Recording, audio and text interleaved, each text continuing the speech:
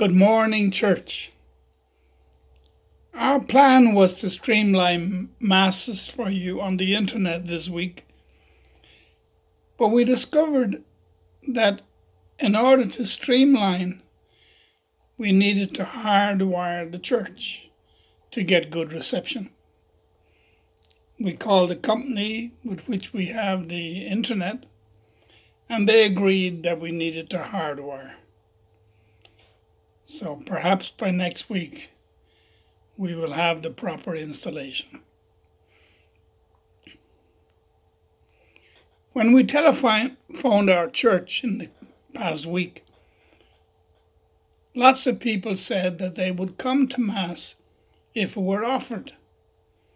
So Father Anderson has agreed to have 4 Masses this weekend, 2 on Saturday, 5 o'clock in English, 7 o'clock in Spanish, and on Sunday morning, 9 o'clock in English, and 11 o'clock in Spanish.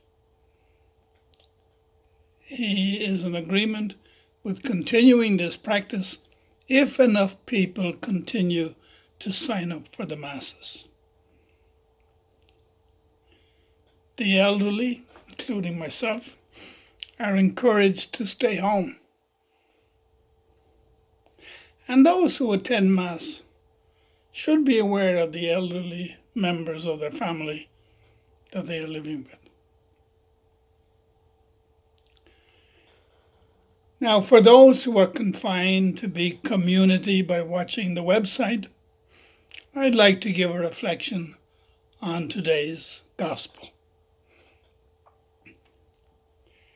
In Matthew's Gospel, chapter 13, Jesus tells some parables on what it means to live in the kingdom of God.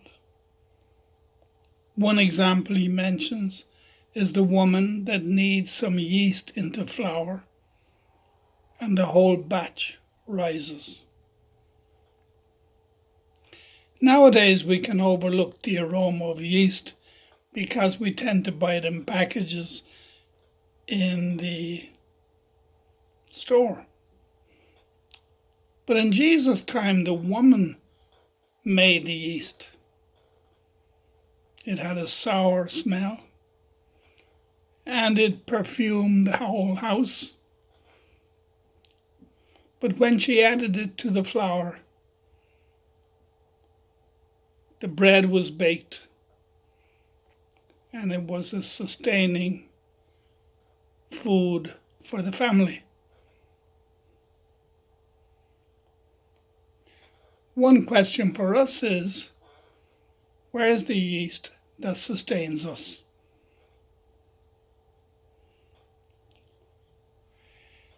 Now, the Black Lives Matter marches during this pandemic have demonstrated to us the systemic injustice in society, and that it is a lived event. It's a lived reality.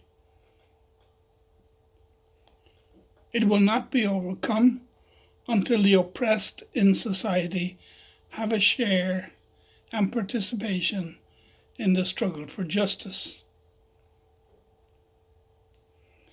It will not be a case of the dominant group in society reaching out in love and generosity to the poor,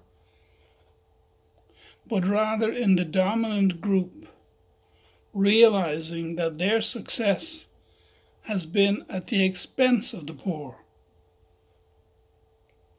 We will not find the kingdom of God until we look to the oppressed and collaborate with them to show us the way to God's kingdom. It's easy for those who participate or benefit from the cultural status quo to believe that our good fortune is related to God's love and concern for us. But it is precisely this narrative, this false narrative, that Jesus seeks to correct when he points to the woman baking the bread. in society and in our church and in our families.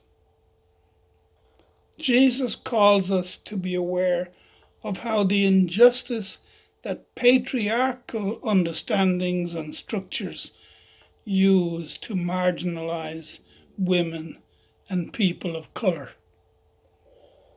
Yet we continue to act as if the status quo was somehow acceptable to God.